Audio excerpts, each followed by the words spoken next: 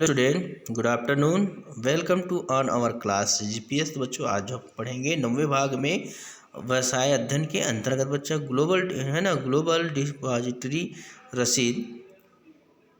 तो ये रसीद जो ध्यान रखना बच्चों, ग्लोबल डिपॉजिटरी रिसिप्ट और डी इसको बोलते हैं GDRS। ठीक है, तो जी मतलब ग्लोबल हो गया, डी मतलब क्या है ना डिपॉजिट जो जमा करते हैं, आर मतलब होता है रिसीव। तो यहाँ पर ग्लोबल डिपॉजिट रसीद जो होता है एक प्रपत्र होता है जो किसी भारतीय कंपनी द्वारा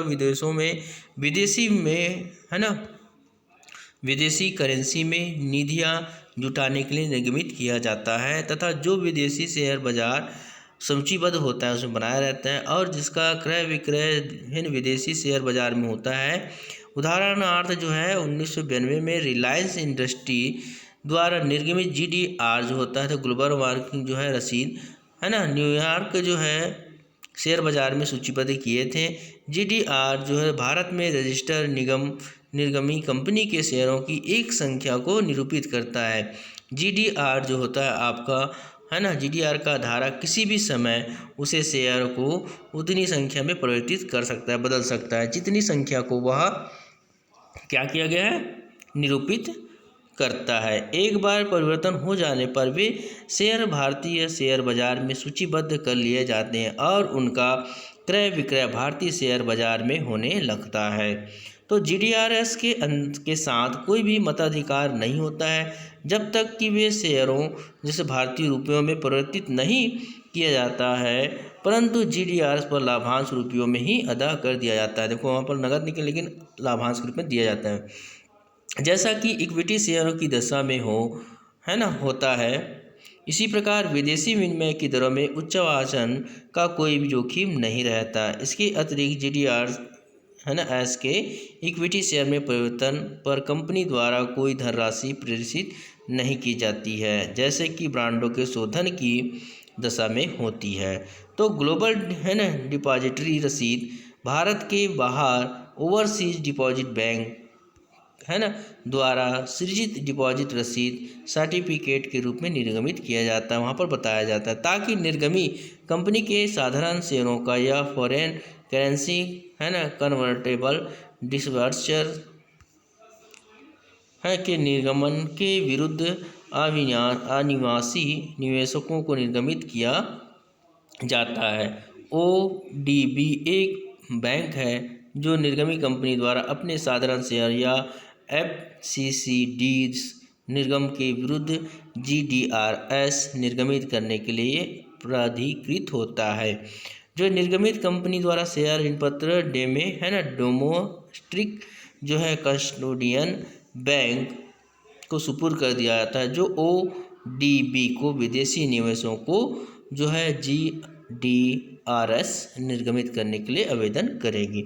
अब आते हैं, देखिए बच्चों यहाँ पर जो है डिपॉजिट रसीद के बारे में पढ़े है ना। अब अगला देखेंगे अमेरिकन डिपॉजिटरी रसीद, अमेरिकन डिपॉजिट रिसिप्ट है ना।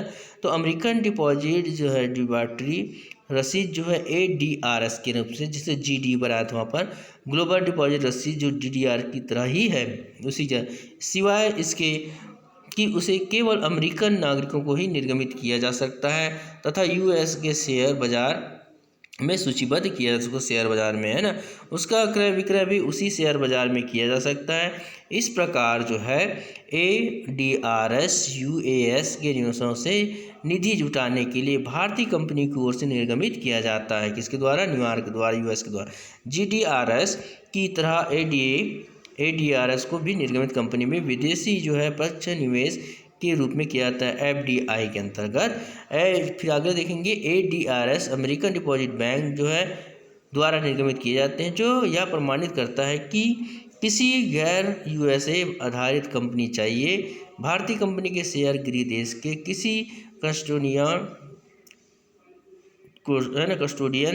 बैंक द्वारा धारित किया जाता है। ADRS न्यूयॉर्क शेयर बाजार, अमेरिकन शेयर बाजार या नास्डक में सूचीबद्ध कराए जा सकते हैं। ADRS निर्गमी बैंक के शेयरों की निर्दिष्ट संख्या को निरूपित करता है, इसे मताधिकार प्राप्त नहीं होता है। ADRs का धारक किसी भी समय उनको शेयरों की उस संख्या में परिवर्तित कर सकता है जितना कि वे निरूपित करते हैं। परिवर्तन के पश्चात शेयरों को घरेलू अर्थात भारतीय शेयर बाजारों में सूचीबद्ध कर लिया जाता है तथा उनका क्रय विक्रय इन शेयर बाजारों में किया जाता है। वहाँ पर है ना, ADRs पर लाभांश भारतीय करेंसी अर्थात जो होता है रुपये में ही देता है। इसका आशय है कि विदेशी विनिमय का बहिर्वाह नहीं होता, मतलब आउटफ्लो। GDRs की भांति ADRs भी समय समय पर भारत सरकार के वित्त मंत्रालय द्वारा जारी मार्गदर्शन गाइडलाइन के ढांचे के भीतर निर्गमित किए जाते हैं।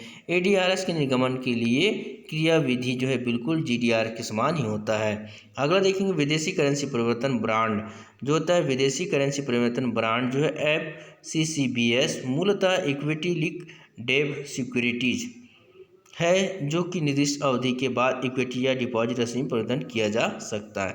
तो जो है इस प्रकार FCCB के धारक को या तो उनको समानता पूर्व निर्धारित मूल्य पर तथा पूर्व निर्धारित विनिमय दर पर भी इक्विटी शेयर में परिवर्तित करने का या ब्रांड को प्रतिधारित करने का विकल्प प्राप्त होता है। FCCB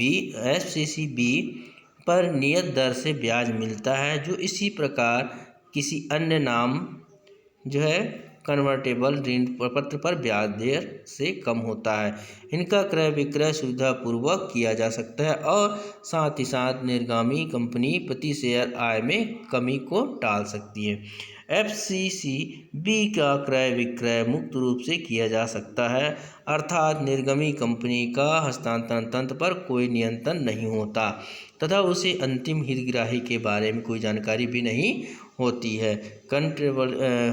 कन्वर्टेबल बॉन्ड्स जो धारक को कंपनी की पूंजीगत समृद्धि में सहभागी होने का अवसर प्रदान करते हैं जब तक बॉन्ड धारक जो है बॉन्डों को धारित करता है उसे निश्चित प्रतिफल प्राप्त होता है। यदि वह उनको इक्विटी में परिवर्तन करने का चुनाव करता है तो वह पूंजीगत लाभ अर्जित करता है। इस प्रकार कन्वर्टेबल बॉन्ड जो है निश्चित ब्याज तथा इक्विटी शेयर के मिश्रण को लाभ प्रदान करते हैं। निवेशकों को होने वाले एक दूसरा लाभ यह है कि ब्रांड उसे भिन्न करेंसी में निर्गमित किया जा सकता है बदल कर, है ना, जिसमें निर्गमी कंपनी के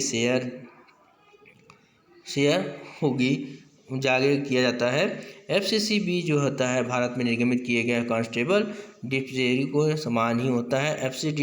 FCCD को विदेशी करेंसी में निर्गमित किया जाता है। इन पर नियत दर से ब्याज दिया जाता है वहाँ पर, है ना, तथा वे पुनर्निर्धारित मूल्य पर इक्विटी शेयर में परिवर्तन होते हैं। FCCBs विदेशी शेयरों में परिवर्तन होते हैं, विदेशी शेयर बाजार में सूचीबद्ध होते हैं तथा इनका क्रय विक्रय इन शेयरों में जारी करते हैं। अब आते हैं प्रत्यक्ष विदेशी निवेश FDI के संबंध में सरकार की निरंतर नीति की मुख्य विश्लेषण निम्न प्रकार है।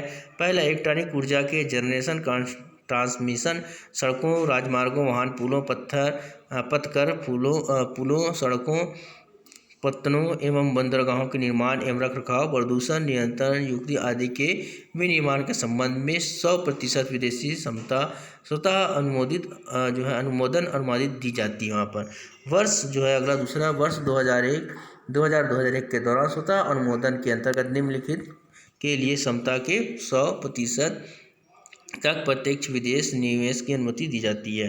व्यवसाय तीसरा के अंतर्गत व्यवसाय से व्यवसाय ई-कॉमर्स। पहला है आयरन रिफाइंस, है ना, बा है साम देखेंगे स्पेशल इकोनॉमिक जोन्स, जो पढ़े अपन बच्चों एक्सपोर्ट प्रोसेसिंग जोन, EPZ में समस्त निर्वहन क्रियाकलापें और दा में टेलीकॉम सेक्टर में निर्देशित क्रियाकलापों। 11 मतलब उसी का तीसरा नंबर है ऑफशोर वेंचर कैपिटल फंड्स या कंपनी से भी SEBI के विभिन्न विनियमों के अंतर्गत या अधीन स्वतः अनुमोदन के माध्यम से इंडियन वेंचर कैपिटल फंड्स तथा अन्य कंपनी में निवेश कर सकते हैं। अगला है चौथा है प्रत्यक्ष विदेशी निवेश।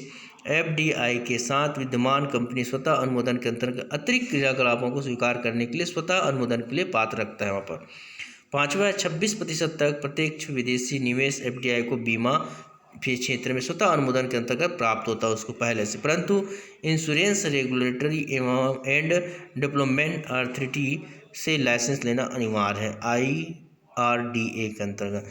6वां बच्चों, प्रत्येक विदेशी निवेश को भारतीय रिजर्व बैंक द्वारा जारी मार्गदर्शन के अधीन बैंक क्षेत्र में 20% तक अनुमानित है। तो इस प्रकार आपको बच्चों पार्ट जो है व्यवसाय वित्त के अंतर्गत आपको समाप्त होता है। आज के लिए बेटा गुड डे।